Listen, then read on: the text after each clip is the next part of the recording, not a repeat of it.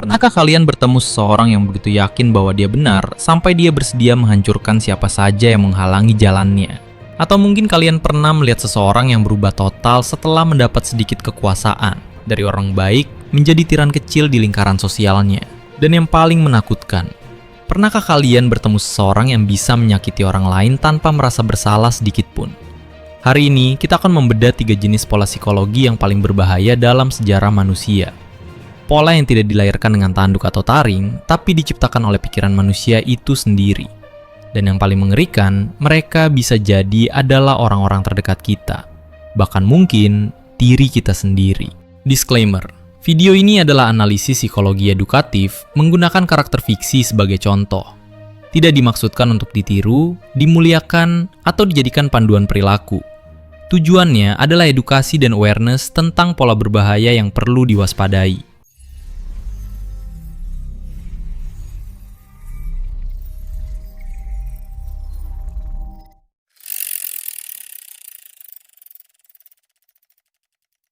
Ada fenomena psikologi yang sangat berbahaya namun jarang disadari. Kemampuan seseorang untuk mempertahankan persona yang hampir sempurna sambil memanipulasi semua orang di sekitarnya selama bertahun-tahun. Bayangkan situasi ini. Ada seseorang di kantor kalian yang selalu tampak tenang, bijaksana, dan suportif. Dia yang pertama menawarkan bantuan ketika ada masalah. Dia yang selalu punya solusi elegan untuk setiap konflik.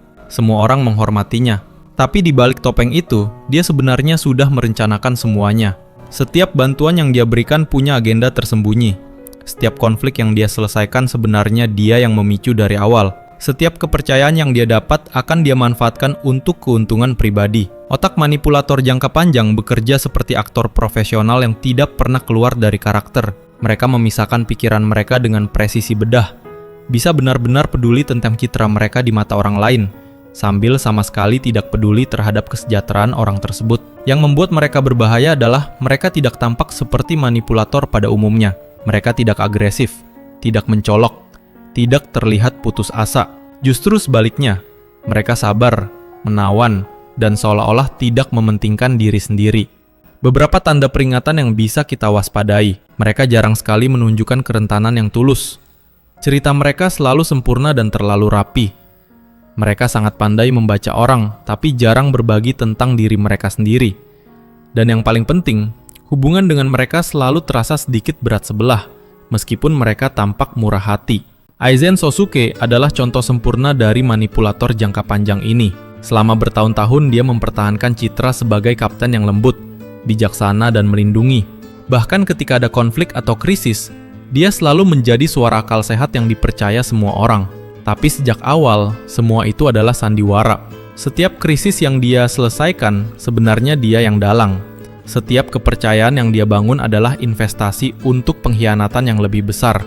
Dia melihat semua orang di sekitarnya, rekan, bawahan, bahkan musuh, sebagai bidak di papan catur yang bisa dia manipulasi sesuai keinginan. Hal paling mengkhawatirkan dari Aizen adalah dia tidak didorong oleh kemarahan atau dendam.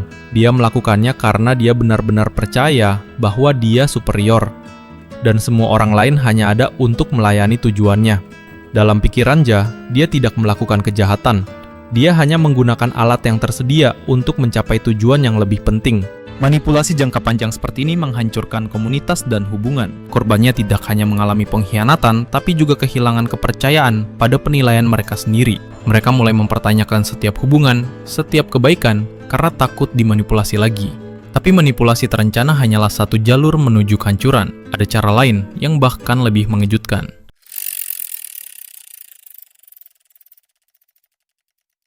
Dari manipulasi yang terhitung, sekarang kita masuk ke fenomena yang lebih kompleks.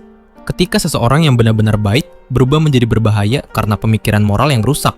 Fenomena ini sering luput dari perhatian meski dampaknya besar. Namanya moral licensing, izin moral yang kita berikan pada diri sendiri untuk berbuat jahat setelah merasa sudah berbuat baik.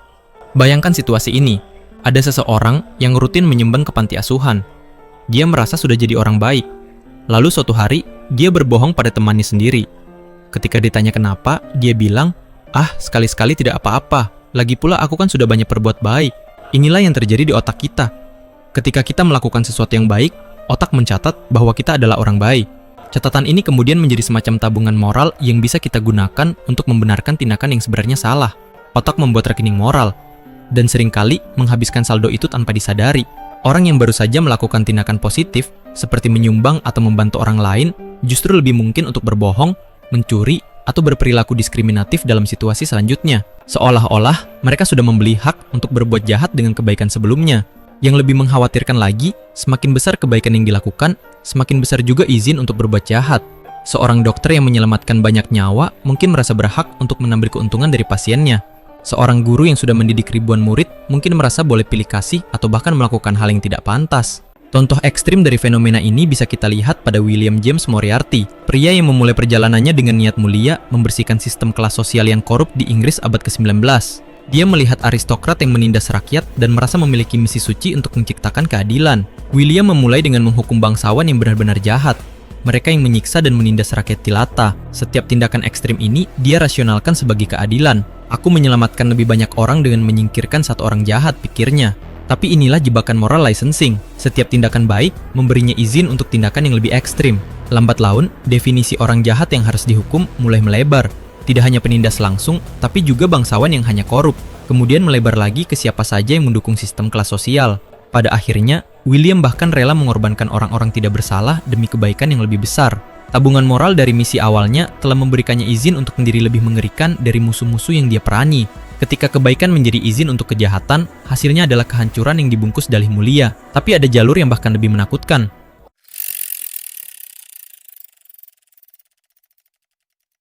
Dari manipulasi yang terencana dan moral yang terkorupsi, sekarang kita sampai ke fenomena yang paling sulit dipahami. Ketiadaan total kemampuan untuk merasakan empati sejak lahir. Ada perbedaan fundamental antara seseorang yang kehilangan empati karena kondisi psikologis dengan seseorang yang memang tidak memiliki kapasitas empatik yang umum.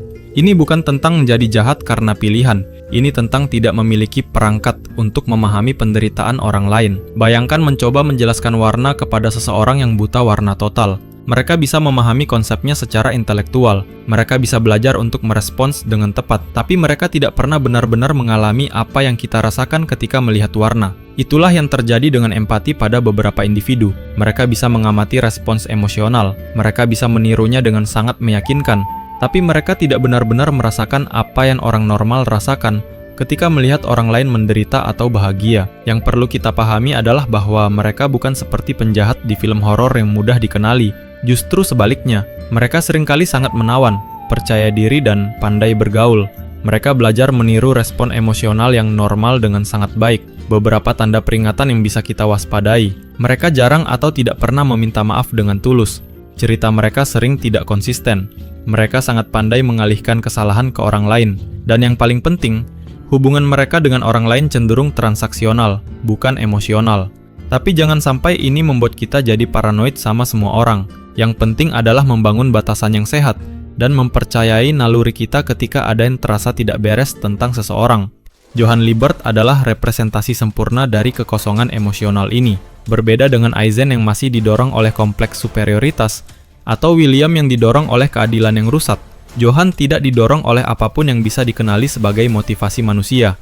Dia tidak memanipulasi orang karena marah atau ambisius. Dia melakukannya karena dia bisa. Dan karena reaksi manusia menarik baginya sebagai teka-teki intelektual. Dia bisa mengatur peristiwa yang menghancurkan hidup banyak orang dengan tingkat investasi emosional yang sama, seperti kita ketika bermain catur. Hal paling meresap dari Johann adalah betapa normalnya dia bisa terlihat. Dia bisa menawan, artikulatif, bahkan tampak peduli ketika situasi membutuhkannya. Tapi semua itu adalah pertunjukan berdasarkan kalkulasi tentang respons apa yang akan paling efektif.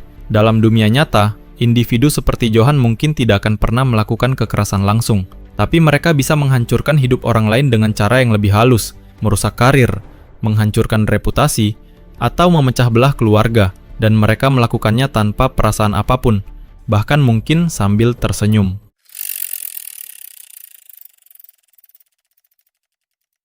Yang menghubungkan ketiga pola ini adalah bagaimana mereka semua melibatkan terputusnya koneksi dari empati manusia normal, tapi dengan cara yang berbeda. Eisen menggunakan empati sebagai alat manipulasi. William merusak empatinya menjadi obsesi abstrak, dan Johann sama sekali tidak memiliki akses ke empati. Yang menarik adalah bagaimana ketiga jalur ini bisa terjadi pada siapa saja, termasuk kita. Kita semua memiliki benih Eisen dalam diri kita. Setiap kali kita mempertahankan citra yang tidak sesuai dengan kenyataan untuk mendapat keuntungan, kita sedang berjalan di jalur yang sama dengan Aizen. Kita semua memiliki benih William dalam diri kita. Setiap kali kita merasa sudah berbuat baik dan menggunakan itu untuk membenarkan tindakan yang meragukan, kita sedang mengaktifkan moral licensing. Setiap kali kita bilang, aku kan sudah sering nolong orang, sekali-sekali bohong tidak apa-apa, kita sedang menggunakan tabungan moral.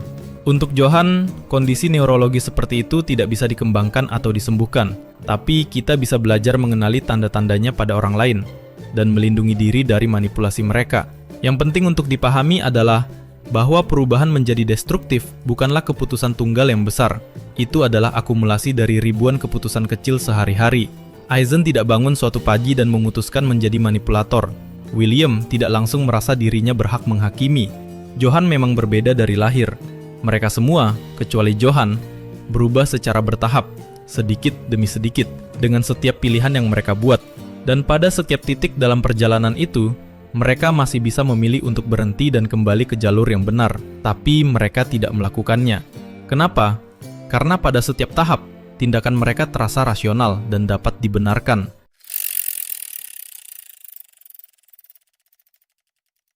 Jadi, bagaimana kita melindungi diri dari ketiga jalur berbahaya ini? Untuk manipulasi jangka panjang, percayai naluri kalian. Jika ada seseorang yang membuat kalian merasa tidak nyaman, tapi kalian tidak bisa menjelaskan kenapa, biasanya itu alam bawah sadar kalian menangkap tanda peringatan.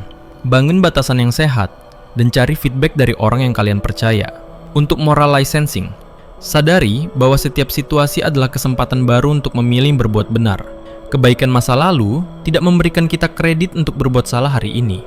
Pertanyakan diri sendiri, apakah aku sedang membenarkan tindakan ini karena aku merasa sudah berbuat baik? Untuk menghadapi individu tanpa empati, jangan ragu untuk menjaga jarak dari orang yang terus-menerus manipulatif. Cari dukungan dari komunitas yang sehat, dan jangan isolasi diri. Yang paling penting adalah kesadaran diri. Kita semua berpotensi berbuat jahat dalam kondisi tertentu. Mengakui potensi gelap dalam diri sendiri bukan membuat kita pesimis, justru membuat kita lebih waspada dan lebih mungkin untuk membuat pilihan yang benar. Karena pada akhirnya, perbedaan antara pahlawan dan penjahat seringkali hanya terletak pada serangkaian pilihan kecil yang kita buat setiap hari. Dan pilihan itu selalu ada di tangan kita. Manakah dari tiga pola ini yang paling mengkhawatirkan menurut kalian? Dan kalau kalian suka anime, karakter mana lagi yang menurut kalian masuk kategori ini? Kalau video ini membantu kalian memahami pola-pola berbahaya ini, like dan subscribe untuk analisis psikologi menarik lainnya.